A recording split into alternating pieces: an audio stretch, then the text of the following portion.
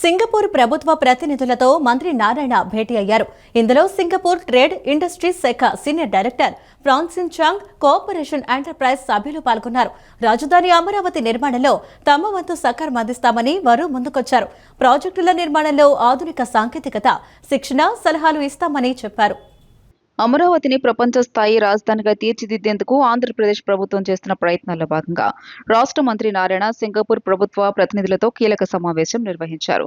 ఈ సమావేశంలో Singapore trade and industry మంత్రిత్వ శాఖ సీనియర్ డైరెక్టర్ ఫ్రాన్సిస్ చాంగ్ మరియు సింగపూర్ కోఆపరేషన్ ఎంటర్ప్రైజ్ ప్రతినిధులు పాల్గొన్నారు. ఈ సందర్భంగా అమరావతి నిర్మాణంలో తమ పూర్తి సహకారాన్ని అందిస్తామని సింగపూర్ ప్రతినిధులు హామీ ఇచ్చారు. రాజధాని నిర్మాణానికి సంబంధించిన వివిధ ప్రాజెక్టుల్లో తమకు ఉన్న అనుభవాన్ని, అత్యాధునిక సాంకేతిక పరిజ్ఞానాన్ని పంచుకోవడంతో పాటు అవసరమైన సలహాలు, సూచనలు మరియు శిక్షణ అందించేందుకు వారు ముందుకొచ్చారు.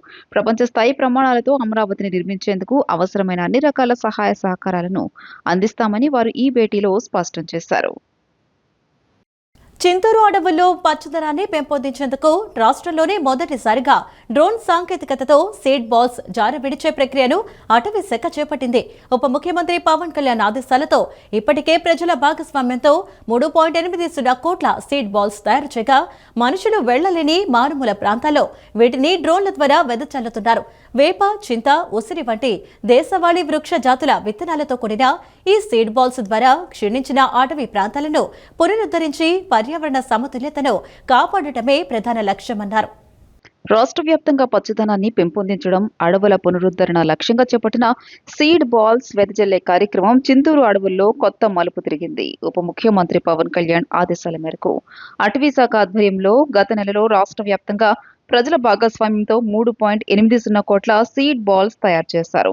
ఇందులో భాగంగా ఇప్పటికే 90 లక్షల సీడ్ బాల్స్ మానవ వనరుల సాయంతో అటవీ ప్రాంతాల్లో వెదజల్లగా ఇప్పుడు మనుషులు చేరుకోలేని దట్టమైన అడవుల కోసం రాష్ట్రంలోని మొదటిసారిగా డ్రోన్ సాంకేతికతను వినియోగిస్తున్నారు. చింతూరు అటవీ రేంజ్ పరిధిలోని 440.50 హెక్టార్ల క్షీణించిన అటవీ ప్రాంతాన్ని గుర్తించి లక్కవరం రిజర్వ్ ఫారెస్ట్ నుండి ఈ డ్రోన్ ప్రక్రియను ప్రారంభించారు. రానున్న రోజుల్లో కంసులూరు, మర్రిగూడ, దేవరపల్లి వంటి మరిన్ని ప్రాంతాలకు దీనిని విస్తరించనున్నారు. వేప, చింత, నేరేడు, ఉసిరి, నల్లమద్ది వంటి పర్యావరణ హిత దేశవాళీ వృక్ష జాతుల విత్తనాలతో తయారు చేసిన ఈ సీడ్ బాల్స్ వర్షాకాలం అనుకూల పరిస్థితుల దృష్ట్యా పచ్చదనాన్ని పెంపొందించడంతో పాటు జీవ వైవిధ్యాన్ని కాపాడడానికి ఎంతగానో దోహదపడతాయని అధికారులు భావిస్తున్నారు. వియత్నాం పడవ ప్రమాదంలో మరణించిన 3 తెలుగువారి మృతదేహాలు ఈ ఉదయం శంషాబాద్ విమానాశ్రయానికి చేరుకోగా మంత్రి కొండపల్లి శ్రీనివాస్ స్వయంగా పర్యవేక్షించి బాధిత కుటుంబాలను పరామర్శించారు. మృతదేహాలను వారి స్వస్థలాలకు తరలించేందుకు ఉచిత అంబులెన్స్ సదుపాయాన్ని ఏర్పాటు చేయడంతో పాటు కుటుంబ సభ్యులకు ధైర్యం చెప్పారు. అంతర్జాతీయ స్థాయిలో ఆపదలో ఉన్న ప్రవాసాంధ్రులకు అండగా నిలవడంలో ఏపీ ప్రభుత్వం, ఏపీఎన్ఆర్టీఎస్ తమ నిబద్ధతను మరోసారి చాటుకున్నాయి. వియత్నాం పడవ ప్రమాదంలో మరణించిన ఆంధ్రప్రదేశ్కు చెందిన 3 వ్యక్తుల మృతదేహాలు ఈ రోజు ఉదయం 7:30 శంషాబాద్ విమానాశ్రయానికి చేరుకున్నాయి. కడపకు చెందిన శ్రీధర్, మచిలీపట్నానికి చెందిన జయశ్రీ, హిందూపురానికి చెందిన రవితేజ మృతదేహాలను ముంబైలో చట్టపరమైన ప్రక్రియ పూర్తి చేసిన అనంతరం కుటుంబ సభ్యులకు అప్పగించారు. ఈ సందర్భంగా మంత్రి కొండపల్లి శ్రీనివాస్ విమానాశ్రయానికి చేరుకుని మృతుల కుటుంబాలను పరామర్శించి వారికి ప్రగాఢ సానుభూతి తెలియజేశారు. బాధిత కుటుంబ సభ్యులకు ధైర్యం చెప్పిన ఆయన స్వస్థలాలకు మృతదేహాలను తరలించేందుకు ఉచిత అంబులెన్స్ సౌకర్యాన్ని ఏర్పాటు చేయించి అన్ని ఏర్పాట్లను స్వయంగా పర్యవేక్షించారు. అంతర్జాతీయ స్థాయిలో అత్యవసర పరిస్థితుల్లో చిక్కుకున్న ప్రవాసాంధ్రులకు ఏపీఎన్ఆర్టీఎస్ అండగా నిలుస్తోంది. గతంలో హాంకాంగ్ విమానాశ్రయంలో పాస్పోర్ట్లు కోల్పోయిన తెలుగు కుటుంబానికి ముఖ్యమంత్రి చంద్రబాబు నాయుడు, మంత్రి నారా లోకేష్ తక్షణ సాయం అందించడం, అలాగే నేపాల్ సంక్షోభ సమయంలో ప్రత్యేక వార్ రూమ్ ఏర్పాటు చేసి తెలుగు పర్యాటకులను సురక్షితంగా స్వదేశానికి రప్పించడం వంటి ఘటనలు ఆపదలో ఉన్న వారికి ప్రభుత్వం ఎంతటి ప్రాధాన్యతనిస్తుందో తెలియజేస్తున్నాయి. ఇస్కాన్ విజయవాడ ఆధ్వర్యంలో ఈ నెల 16న జరగనున్న శ్రీ జగన్నాథ రథయాత్ర నిర్వహణకు సర్వం సిద్ధమైంది. సీతమ్మవారి పాదాల వద్ద పూరి తరహాలో భారీ సెట్ ను ఏర్పాటు చేశారు. 16న మధ్యాహ్నం సితారా గ్రౌండ్స్ నుండి సీతమ్మవారి పాదాల వరకు నగరంలోని ప్రధాన ప్రాంతాల నుండి ఈ రథయాత్ర సాగనుంది. 3 రోజుల పాటు జరిగే ఈ రథ మేళాలో లక్షలాది మంది భక్తులు హాజరయ్యే అవకాశం ఉంటుందన్నారు. ఇస్కాన్ విజయవాడ అధ్యక్షులు చక్రధారి దాస్తో మా ప్రతినిధి Shyam face to face.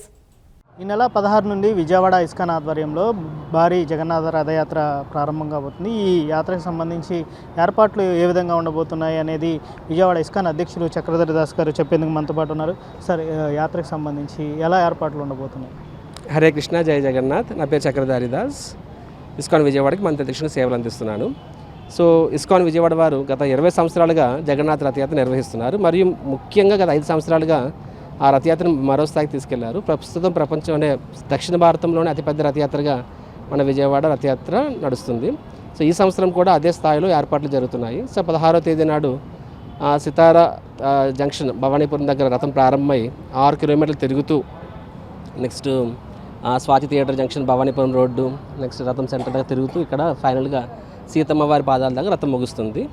So ఈ రథయాత్రలో అందరూ పాల్గొంటారు. కుల మత వర్గ భేద ధనిక పేద ఇటు తారతమ్యం లేకుండా అందరూ కూడా ఉత్సాహంగా రథం పాల్గొంటారు.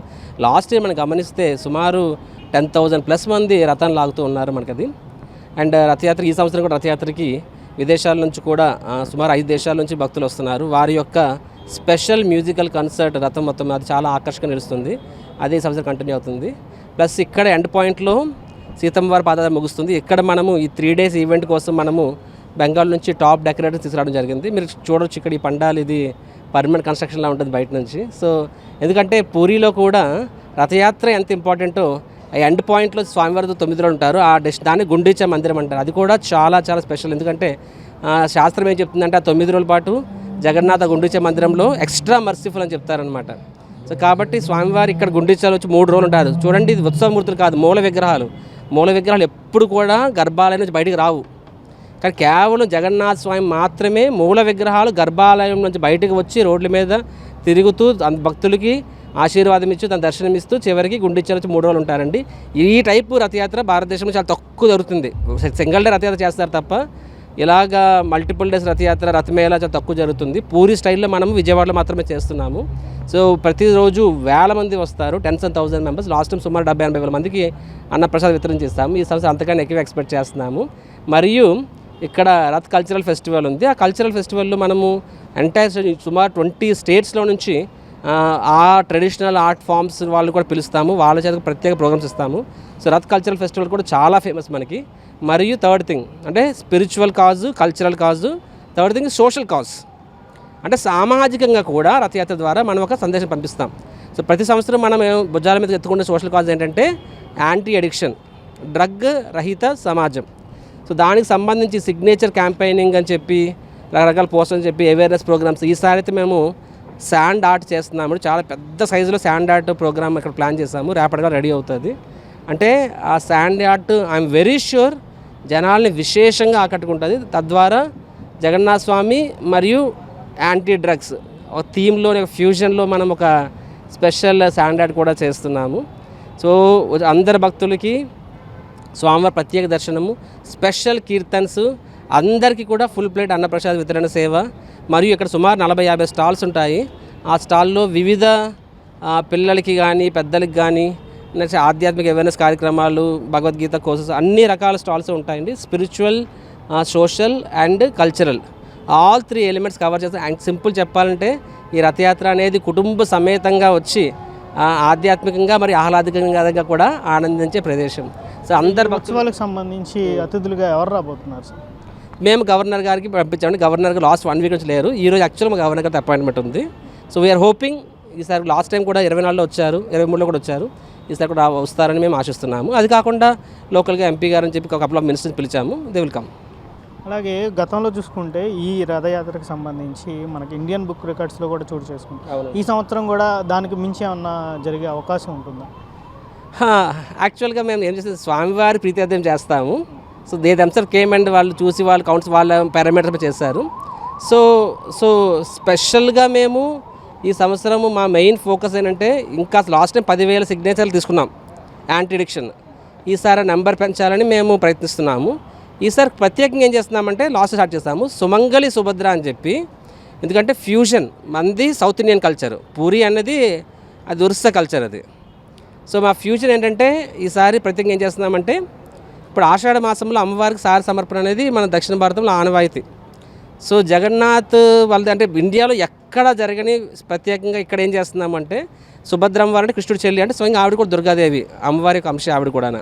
కాబట్టి సుభద్రమ్మ వారికి సారి సమర్పణ ప్రోగ్రాము శ్రీకారం చుట్టాము. తద్వారా విజయవాడలో కొన్ని వేల మంది స్త్రీలు తమ ఇంట్లో చేసిన నైవేద్యాలు ప్లస్ సారే తీసుకొని సామూహికంగా ఆ శనివారం నాడు వస్తారు. That is going to be very very colourful programme. దాన్ని మేము ఒక్కొక్కరు పిలుస్తాం అనుకుంటున్నాము. Let us see how it opens.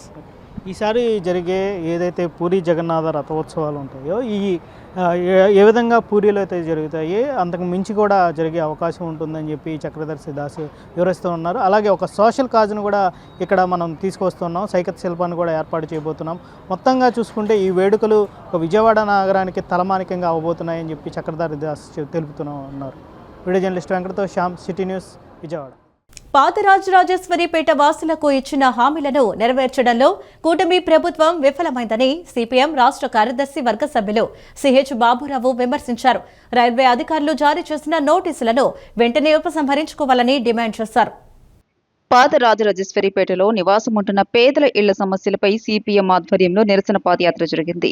Mahankali అమ్మవారి గుడి వద్ద ప్రారంభమైన ఈ యాత్రలో సిపిఎం రాష్ట్ర కార్యదర్శి వర్గ సభ్యులు సిహెచ్ బాబురావు పాల్గొని ప్రసంగించారు. ఈ సందర్భంగా బాబురావు మాట్లాడుతూ స్థానిక ఎమ్మెల్యే సుజనా చౌదరి, ఎంపీ కేశినేని చిన్ని పాతరాజరాజేశ్వరిపేట వాసులకు ఇచ్చిన హామీలను నెరవేర్చడంలో విఫలమయ్యారని విమర్శించారు.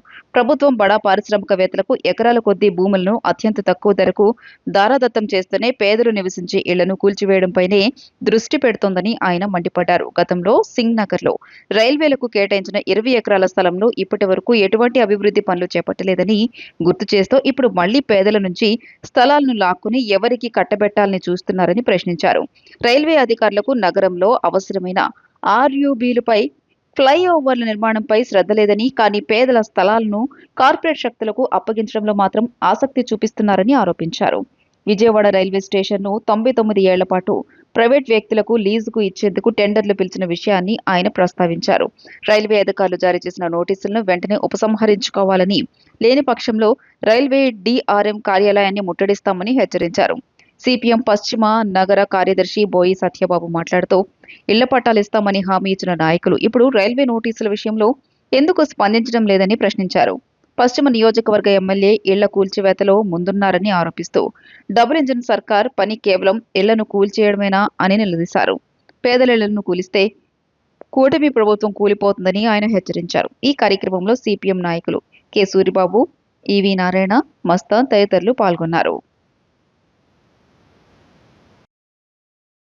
ప్రతి సంవత్సరం ఈ రకంగా నోటీసులు ఇచ్చటం, ప్రజల్ని భయభ్రాంతులు చేయటం, మెడ మీద కత్తి పెట్టినట్లు జనాల్ని గందరగోళం చేస్తూ ఉన్నారు. ఎన్నికల ముందు కూటమి నేతలు మేము ఇళ్ళు తీయం, పట్టాలు ఇస్తాం అని మాట ఇచ్చారు. ఎమ్మెల్యే చిన్ని గారు, ఎమ్మెల్యే సుజనా చౌదరి గారు, ఎంపీ చిన్ని గారు మాట ఇచ్చారు. మరి మీకు తెలియకుండా వాళ్ళు నోటీసులు ఇచ్చారా? మరి మీరు మాట తప్పుతూ ఉన్నారు. ఎందుకు రైల్వే వాళ్ళకి స్థలం? రైల్వే వాళ్ళకి దగ్గర ఉన్నటువంటి స్థలాలన్నింటినీ అమ్మకానికి పెడుతున్నారు.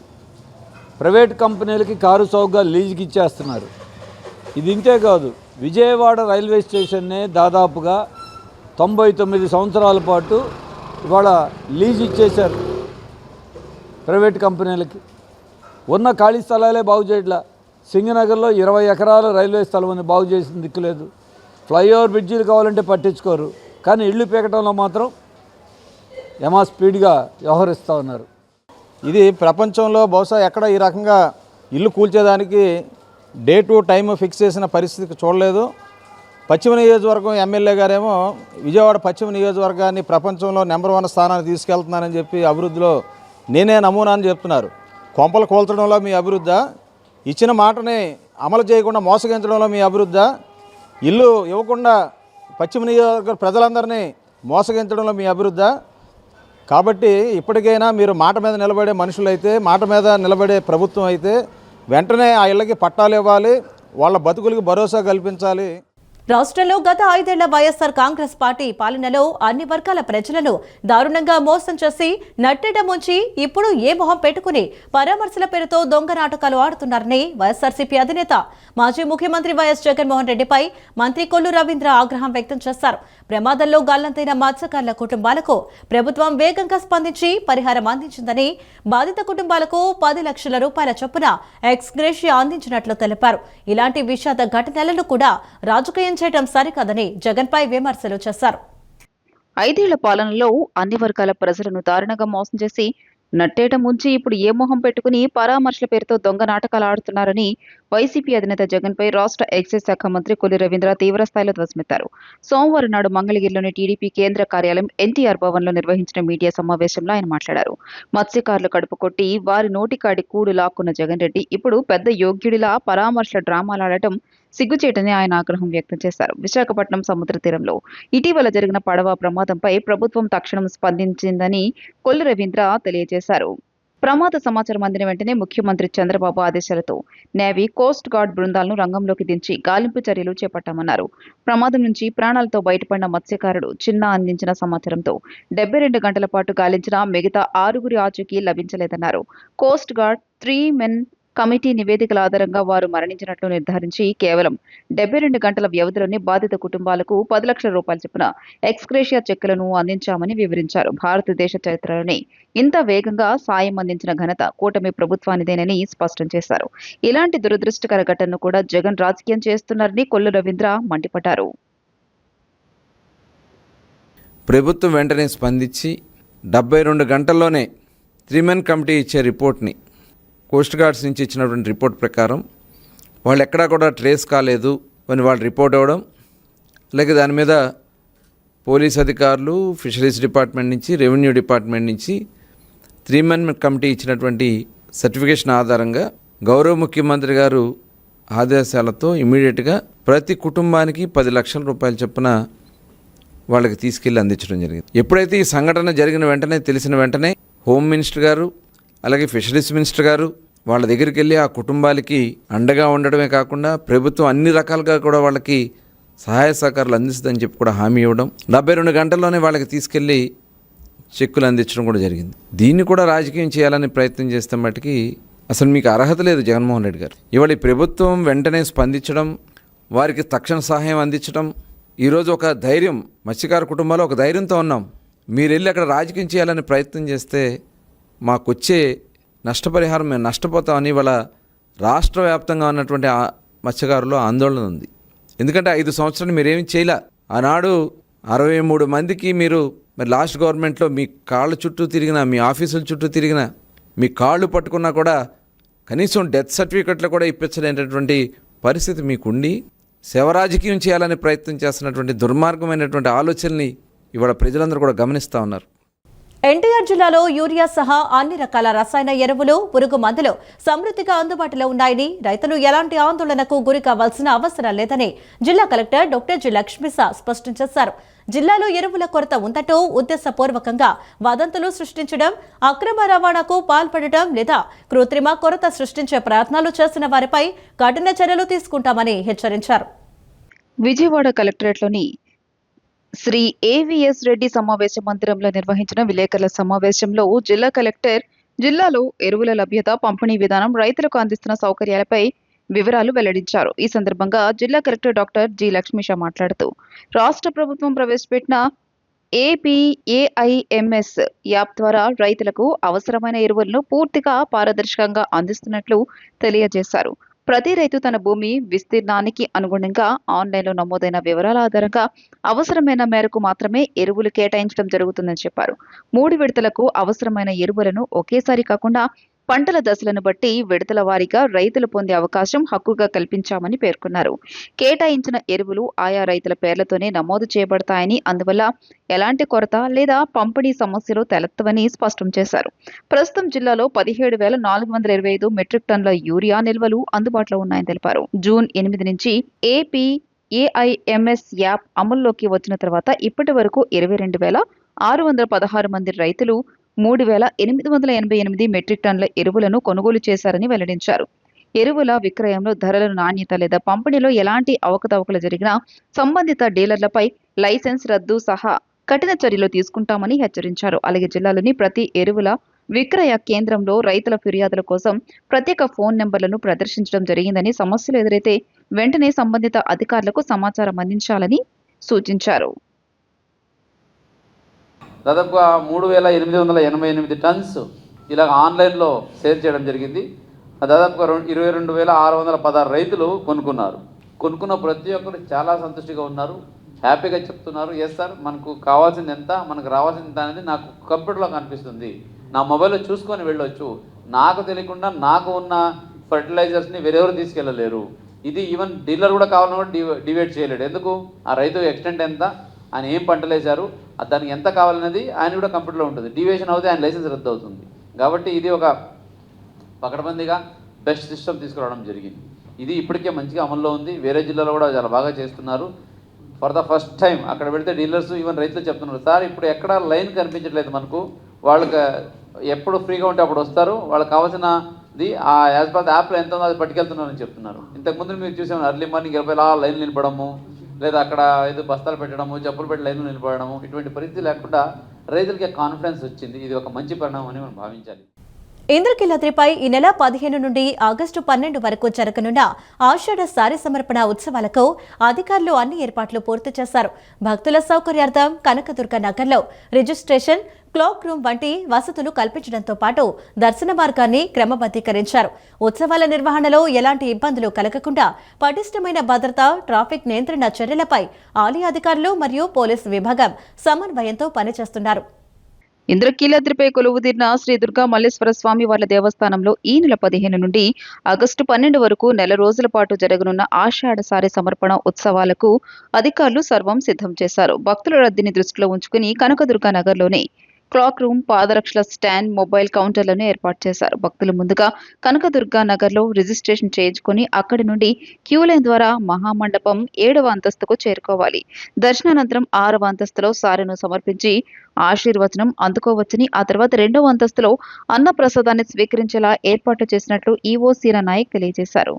ఈ ఉత్సవాల నిర్వహణ, భద్రతా చర్యలు, ట్రాఫిక్ నియంత్రణపై ఆలయ అధికారులు మరియు నగర పోలీస్ ఉన్నతాధికారులు ఉన్నత స్థాయి సమీక్ష నిర్వహించారు. రిజిస్ట్రేషన్ ప్రక్రియ నుండి ఆశీర్వచనం వరకు భక్తులు కదలికలను పర్యవేక్షించేందుకు ప్రత్యేక భద్రతా ఏర్పాట్లు చేపట్టారు. ఉత్సవాలు విజయవంతంగా జరిగేలా చూడాలని, భక్తులకు ఎటువంటి అసౌకర్యం కలగకుండా పోలీస్ యంత్రాంగం పూర్తి సహకారం అందిస్తోందని అధికారులు హామీ ఇచ్చారు.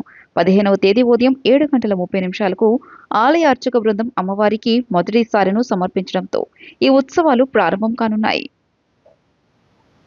తాను ఇటీవల చేసిన వ్యాఖ్యలు ప్రభుత్వం లేదా తెలుగుదేశం పార్టీకి వ్యతిరేకంగా కాదని, పార్టీ కోసం కష్టపడ్డ కార్యకర్తల ఆవేదనను మాత్రమే వ్యక్తం చేస్తానని ఏపీ ప్రభుత్వ విప్, గన్నవరం నియోజకవర్గ ఎమ్మెల్యే యార్లగడ్డ వెంకట్రావు స్పష్టం చేశారు. తన వ్యాఖ్యలను వక్రీకరించి కొందరు యూట్యూబ్ ఛానళ్లు, సాక్షి మీడియా తప్పుదోవ పాటించేలా ప్రచారం చేస్తున్నాయని ఆయన ఆరోపించారు. ప్రత్యర్థులతో సంబంధాలు ఉన్న వారికి ప్రభుత్వ పనులు, కాంట్రాక్టులు దక్కుతున్నాయని, కార్యకర్తల అభ్యంతరాలను మాత్రమే పార్టీ దృష్టికి తీసుకువెళ్లానని, అది పార్టీ వ్యతిరేక చర్య కాదన్నారు. కార్యకర్తలే పార్టీకి వెన్నెముక అని, వారి మనోభావాలను పట్టించుకోవాల్సిన అవసరం ఉందన్నారు.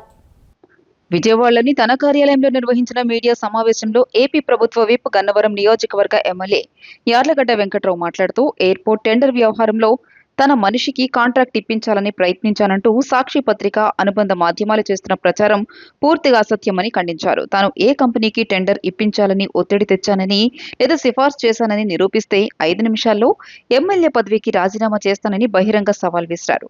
Airport advisory committee vice chairman గా 2 సంవత్సరాల తర్వాత జరిగిన సమావేశానికి హాజరయ్యానని, ఆ సమావేశంలోనే మిగిలిన పనులకు టెండర్ ఇవ్వడం, వ్యయం పెరగడం వంటి అంశాలు చర్చకు వచ్చాయని తెలియజేశారు. విజయవాడ, మచిలీపట్నం పార్లమెంట్ సభ్యులు కూడా దీనిపై ప్రశ్నలు అడిగారని, ప్రజాధనం ఖర్చు అవుతున్నప్పుడు ప్రజాప్రతినిధిగా వివరాలు అడగడం తన బాధ్యతేనని తెలియజేశారు. దీనిని ప్రభుత్వం వ్యతిరేక వ్యాఖ్యలుగా చిత్రీకరించడం సరైంది కాదన్నారు. ప్రభుత్వంపై అసంతృప్తి ఉంటే నేరుగా ముఖ్యమంత్రి చంద్రబాబు నాయుడికే చెబుతానని, డొంక తిరుగుడు రాజకీయాలు తనకు తెలియవని స్పష్టం చేశారు. ఎన్టీఆర్ కుటుంబాన్ని దూషించిన వారిని జగన్ ఖండించి ఉంటే ఆయన రాజకీయ స్థాయి మరింత పెరిగేదన్నారు. బూతులు మాట్లాడే నాయకులను ప్రోత్సహించడం వల్లే వైఎస్ఆర్సీపీ నష్టపోయిందని, ఇప్పటికైనా అలాంటి వారిని దూరం పెట్టాలని జగన్ కు హితవు పలికారు. విజయ డైరీలో అక్రమాలు, నిధుల దుర్వినియోగంపై రైతులు, కార్యకర్తల నుంచి అనేక ఫిర్యాదులు వచ్చాయని యార్లగడ్డ తెలియజేశారు. డైరీ నిధుల వినియోగం, ప్రకటనల ఖర్చులు, పాలకవర్గం వ్యవహార శైలిపై ప్రభుత్వం సమగ్ర విచారణ జరపాలని డిమాండ్ చేశారు. నా మనిషికి టెండర్ రాలేదని చెప్పి నేను మాట్లాడానండి. నేను ఈ కాంట్రాక్టులు టెండరు నేను ఒకవేళ అడిగినట్టు కానీ నిరూపిస్తే నా ఎమ్మెల్యే పదవిని 5 నిమిషాల్లో రాజీనామా చేసేస్తాను. 5 minutes take my challenge, Sakshi paper కానీ ఈ సాక్షి యాజమాన్యం కానీ మీకు కనీసం నేను ఇంకా మీ పార్టీలో మీ దగ్గర కొన్నాళ్ళు పనిచేశానండి, మిమ్మల్ని ఎప్పుడు వ్యక్తిగత దోషాలకు నేను దిగల. మీరు మీరు ఎవరైతే హక్కును చేర్చుకున్నారో అతను మిమ్మల్ని మీ భార్యని ఇప్పుడు సాక్షి చైర్పర్సన్ భారతి గారిని కూడా తిట్టినా మీరు పార్టీలో చేర్చుకున్నారు. నేను అప్పుడు కూడా ప్రెస్ మీట్ చెప్పి ఖండించా వైసీపీలో ఉన్నప్పుడు కూడా. అది నా క్యారెక్టర్. నేను క్యారెక్టర్ వదులుకోను అసలు ఎవరి కోసం. Character is most important. మనిషిగా పుట్టాక దినం గడితే లెక్క తనం గడవాలి. సాక్షి రాసింది ఈ తప్పుడు రాతలు కాదా అని అడుగుతున్నా. సాక్షికి బహిరంగ ఛాలెంజ్, నువ్వు కనుక నేను ఎయిర్పోర్ట్ టెండర్ కనుక నేను ఎవరికైనా ఒక కంపెనీకి ఇమ్మని కానీ, నేను పైరువీలు చేస్తే కానీ, ఎవరైనా 133 kV సబ్స్టేషన్ కట్టుకునే దగ్గరికి వెళ్ళో ఇంకోటి దగ్గరికి వెళ్ళో డబ్బులు అడిగింది కానీ, గతంలో మీ ప్రభుత్వం అధికారం ఉన్నప్పుడు నా ప్రత్యర్థి ఎలక్ట్రికల్ ఆపరేటర్ దగ్గర కూడా డబ్బులు తీసుకుని, ఎలక్ట్రికల్ ఆపరేటర్ షిఫ్ట్ ఆపరేటర్ దగ్గర కూడా 7 లక్షలు వసూలు చేసిన పరిస్థితి కానీ, నేను 24 మందికి అధికారంలోకి వచ్చినాక ఫ్రీగా ఇచ్చా తెలుగుదేశం పార్టీ కార్యకర్తలకి.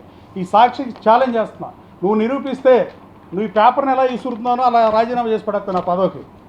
పిచ్చివాగుడు పిచ్చిరాతలు మానే నిజం మాట్లాడు. నేను మాట్లాడింది నేను కట్టుబడి ఉంటాను, నేను వెనక్కెళ్ళను. అసలు నేను చెప్పింది ఏంటి, నేను అధికారంలోకి వచ్చిన తర్వాత ప్రపంచంలో ఉన్న తెలుగు వాళ్ళందరూ ఆసక్తిగా ఎదురు సీట్ ఏదైనా ఉంటే అది Gannavaram, no doubt about it. Next Gudivada. అంతే తప్ప అలాంటి సీట్లో ప్రతిష్టాత్మక సీట్లో నేను పోటీ చేస్తే చంద్రబాబు నాయుడు గారు అక్రమ అరెస్ట్ అయినప్పుడు రాయనాడు పార్టీ ఎలా అవుతారని అడిగా.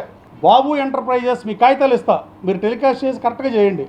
బాబు ఎంటర్ప్రైజెస్ అనేది వల్లభనేని వంశీ మోహన్ అనుచరుడు కడియాల సతీష్. నేను వైసీపీలో పనిచేసి వచ్చాను, నాకు తెలిసినంతగా ఇంకోటి తెలియదు. నువ్వు ఇంకా ఆడమాటలు అయిని ఆడనే కంటిన్యూ చేసి ఆ బూతులు ఇట్టామని చెప్తే నీ పార్టీ ఉంది ఆంధ్రప్రదేశ్ రాష్ట్ర ప్రజల ప్రయోజనాల కోసం అయితే నువ్వు తక్షణం ఆలోచించుకోవే బాబు జగన్మోహన్ రెడ్డి అని జగన్మోహన్ రెడ్డికి కూడా హితో పలికే. గొడ్డలిపాటి నేతలు అఘాయిత్యాలు చేస్తూ ఆధారాలను తారుమారు చేయడంలో సిద్ధహస్తులని ఆముదాల వలస ఎమ్మెల్యే కూన రవికుమార్ తీవ్రస్థాయిలో మండిపడ్డారు. శ్రీకాకుళం జిల్లాలో మాజీ మంత్రి సిదిరి అప్పలరాజు కుమారుడు బైక్ ను ర్యాష్ గా నడిపి దానయ్య గొర్రెల కాపరి మృతికి కారణమైతే జగన్ రెడ్డి ఆదేశాలతో ఆ నిందను వేరొకరిపై నెట్టేందుకు ప్రయత్నించారని ధ్వజమెత్తారు.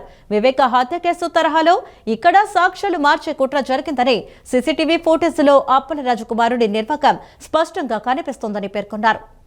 శ్రీకాకుళం జిల్లాలో ఇటీవల జరిగిన ఒక రోడ్డు ప్రమాదంలో మాజీ మంత్రి సీదిరి అప్పలరాజు కుమారుని రక్షించేందుకు వైసీపీ నాయకులు సాక్ష్యాలను తారుమారు చేశారని ఎమ్మెల్యే కూన రవికుమార్ ఆరోపించారు. మంగళగిరిలోని టీడీపీ కేంద్ర కార్యాలయం వేదికగా ఆయన మీడియాతో మాట్లాడుతూ నిరుపేద గొర్రెల కాపరి దానయ్య మృతికి కారణమైన వ్యక్తిని కాపాడేందుకు జగన్ రెడ్డి మార్కు రాజకీయాలను అనుసరిస్తూ మరో వ్యక్తిని నిందితుడిగా చిత్రీకరించడం దారుణమని మండిపడ్డారు. ప్రమాదం జరిగిన సమయంలో సీసీటీవీ ఫుటేజ్ లో స్పష్టంగా సీదిరి అప్పలరాజు కుమారుడే బైక్ నడుపుతున్నట్లు కనిపిస్తుండగా పోలీసులు మాత్రం నిజాన్ని దాచిపెట్టి తప్పుడు కేసు నమోదు చేయడంపై ఆయన తీవ్ర అభ్యంతరం వ్యక్తం చేశారు. వైఎస్ వివేకానందరెడ్డి హత్య కేసులో సాక్ష్యాలను మాయం చేసినట్లే ఇక్కడ కూడా అదే తరహాలో ఆధారాలను మార్చేశారని జగన్ రెడ్డి ప్రోద్బలంతోనే ఈ అరాచకాలు జరుగుతున్నాయని ఆయన ఆరోపించారు. ఈ ఘటనపై పోలీసులు సమగ్ర విచారణ జరిపి వాస్తవాలను వెలికి తీయాలని, అసలు దోషులుగా ఉన్న వారిపై కఠిన చర్యలు తీసుకోవాలని కూన రవికుమార్ డిమాండ్ చేశారు. ఈరోజు శ్రీకాకుళం జిల్లాలో మాజీ మంత్రి సీదిరి అప్పలరాజు గారి కుమారుడు అప్పలరాజు గారి కుమారుడే స్వయంగా బైక్ డ్రైవ్ చేసుకుని వెళ్లి ఒక గొర్రెల కాపర్ని రోడ్డు మీద కాపర్ని గుద్ది ఈ రోజు ఆ ప్రమాదంలో ఆ వ్యక్తి చనిపోయాడు. ఆయన యాదవ్ కులానికి సంబంధించినటువంటి వ్యక్తి, నిరుపేద. ఆయన తండ్రి మతిస్థిమితం లేనటువంటి వ్యక్తి. అతనికి 2 చిన్న పిల్లలు ఉన్నారు. ప్రమాదం జరగడం ఒక ఎత్తి అయితే, ప్రమాదం చేసినటువంటి వ్యక్తి వెంటనే జగన్మోహన్ రెడ్డి గారి సూచనలతో, జగన్మోహన్ రెడ్డి గారి ఆదేశాలతో మాజీ మంత్రిగా పనిచేసినటువంటి అప్పలరాజు గారు తన కుమారుని రక్షించడం కోసం ఇతర బిడ్డలకి, ఇతర కన్న తల్లిదండ్రులకి శోకం కల్పించే విధంగా ఇంకొక వ్యక్తిని ప్రమాదం చేశాడని చెప్పి పోలీసులకి తెలియపరచడం, ఇది ఎంత దారుణమో ఒకసారి రాష్ట్ర ప్రధానికి అందరూ అర్థం చేసుకోవాలి. గొడ్డల పార్టీలో ఉన్నటువంటి జగన్మోహన్ రెడ్డి దగ్గర నుంచి కింద స్థాయి వరకు ఏ రకంగా వారి ఆలోచనలు ఉంటాయి, ఏ రకంగా చట్టాన్ని దుర్వినియోగం చేస్తారు, ఏ రకంగా వాళ్ళు ప్రమాదాల నుంచి గాని హత్యల నుంచి గాని తప్పించుకోవడానికి ఏ రకమైన విధానాలు అనుసరిస్తారు, ఇవన్నీ కూడా ఈరోజు ఇదొక కేస్ స్టడీ. ఈ రోజు ఎందుకనంటే సాక్షాత్తు అప్పలరాజు గారి కుమారుడే ప్రమాదం చేసి ఆయన స్థానంలో ఇంకొక కార్యకర్త తీసుకొచ్చి అందులో పెట్టి, అంటే అతనికి జన్మనిచ్చినటువంటి తల్లిదండ్రులకు గర్భశోకాన్ని కలిగిస్తా ఉన్నారు. అంటే వీళ్ళకి మానవత్వం, దయా, దాక్షిణ్యాలు ఏమీ ఉండవు. గన్నవరం రావణ్ కేసులో విచారణ ముమ్మరమైంది. ఈ కేసుతో సంబంధం ఉన్నట్లు భావిస్తున్న యూట్యూబ్ ఛానల్ కో యాంకర్ గమనతో పాటు వైకాపా నేత ఉమామహేశ్వర నాయుడి సోదరుడు ఇంద్రసేన చౌదరులకు పోలీసులు నోటీసులు జారీ చేశారు. ఈ నోటీసులు మేరకు ఇద్దరు గన్నవరం డీఎస్పీ కార్యాలయానికి చేరుకుని విచారణకు హాజరయ్యారు. ప్రస్తుతం వీరిని పోలీసులు విచారిస్తుండగా రావణ్తో వీరికి ఉన్న సంబంధాల గురించి అధికారులు ఆరా తీశారు. ప్రముఖ యూట్యూబర్ బచ్చలకూరి జోసెఫ్ అలియాస్ ప్రశ్న రావణ్ కేసులో కృష్ణా జిల్లా గన్నవరం పోలీసులు దర్యాప్తును మరింత ముమ్మరం చేశారు. ఇందులో భాగంగా ప్రశ్న యూట్యూబ్ ఛానల్ సీఈఓ గమన, వైసీపీ నాయకుడు రావణ్ నివసిస్తున్న ఫ్లాట్ యజమాని ఇంద్రసేన నాయుడిని పోలీసులు సుదీర్ఘంగా విచారించారు. నోటీసులు ఇచ్చి పిలిపించిన పోలీసులు వీరిద్దరిని వేర్వేరుగా ప్రశ్నించి కీలక వివరాలను సేకరించినట్టు తెలుస్తోంది. గన్నవరం పోలీసులు ఈ కేసును ప్రతిష్టాత్మకంగా తీసుకుని విచారణ వేగవంతం చేశారు. ఇప్పటికే రావణ్ కు సంబంధించిన కార్యాలయాలు, నివాసాల్లో సోదాలు నిర్వహించి హార్డ్ డిస్క్లు, పెన్ డ్రైవ్లను స్వాధీనం చేసుకున్న పోలీసులు ప్రస్తుతం ఆ డిజిటల్ ఆధారాలను విశ్లేషిస్తున్నారు. ఆ క్రమంలోనే ఛానల్ ఆర్థిక లావాదేవీలు, రాజకీయ సంబంధాలపై స్పష్టత తెచ్చుకోవడానికి సీఈఓ గమనను, ఫ్లాట్ యజమాని ఇంద్రసేన నాయుడును విచారించినట్లు సమాచారం. రావణ్ను వెనుక ఉండి నడిపించిన వారెవరు, ఛానల్ కు నిధులు ఎక్కడి నుంచి వచ్చాయి అనే కోణంలో పోలీసులు లోతుగా ఆరా తీస్తున్నారు. ఈ వార్తలు ఇంతటితో సమాప్తం. నమస్కారం.